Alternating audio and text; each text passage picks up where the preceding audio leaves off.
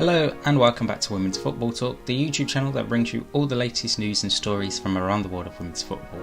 Now before we get into today's video, make sure you like and subscribe and turn on the post notification bell so you never miss a video of ours. And make sure you are following us on Twitter and Instagram for all the latest news and stories from around the world of women's football.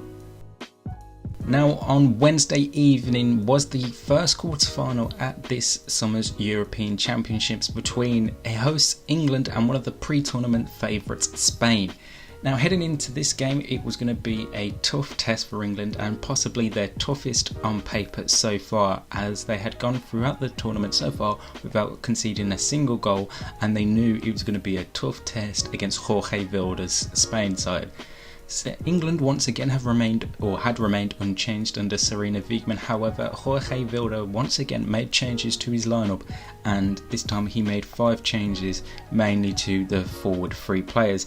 And it did seem to work for Spain for the first 25 minutes, half an hour of the game. They seemed the stronger of the two sides, and they looked really lively going into the game and definitely creating the better chances. However, not too many directly that were too much for Mary Earps to deal with. However, the few that she did have to deal with straight at her, and she caught them rather easily. Then into the second half, again Spain started the brighter, and then it was Esther Gonzalez with a bit of magic and a bit of sloppy play from England who opened up the scoring for Spain, and in doing so provided England's first goal against them so far at this summer's European Championships. And then Sarina Wiegman made some changes, probably her boldest substitution of the tournament so far, taking off Beth Mead, who has been the star player under her, and bringing on Chloe Kelly, and then replacing Ellen White with Alessia Russo. And then about 5-6 minutes later she brought on Ella Toone for Fran Kirby, and those 3 substitutions for England definitely seemed to work. It got England more into the game, and you saw the Spain players get more tired as the game went on, and it got Kira Walsh, who had been man-marked for the whole first half and quite a lot of the second half, to get into the game more, and because Spain know what Kira Walsh is able to do, and getting her abilities blocked off was what the Spain thought success was, and it was working for most of the game.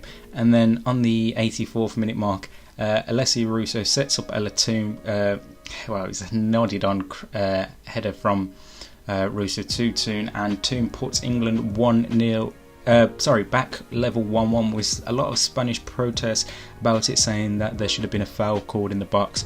But for me, the referee made the correct decision. It wasn't a foul, and it was the correct decision to get called. And obviously, throughout the time, there was a lot of protests from the Spanish defenders. Sandra Panos in the Spanish goal was refusing to give the ball back to the referee to put it on the halfway line for the game to restart. And then substitute goalkeeper Misa Rodriguez, who was on the bench, got booked for having a go at the 4th official for it.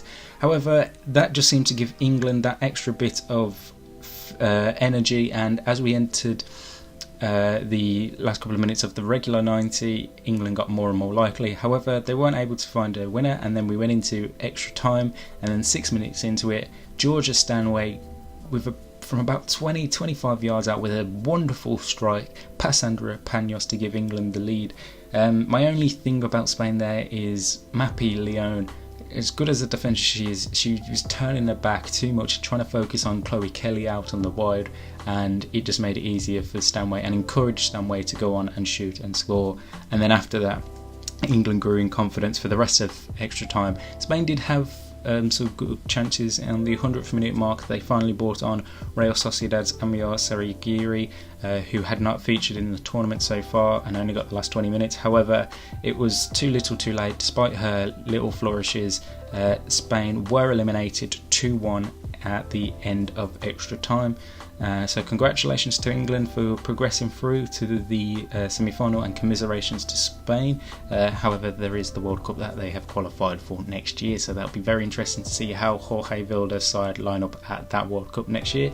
And again, it was a record-breaking attendance for a quarter-final match at the Amex Stadium with 28,994 fans in attendance, which is absolutely incredible to see.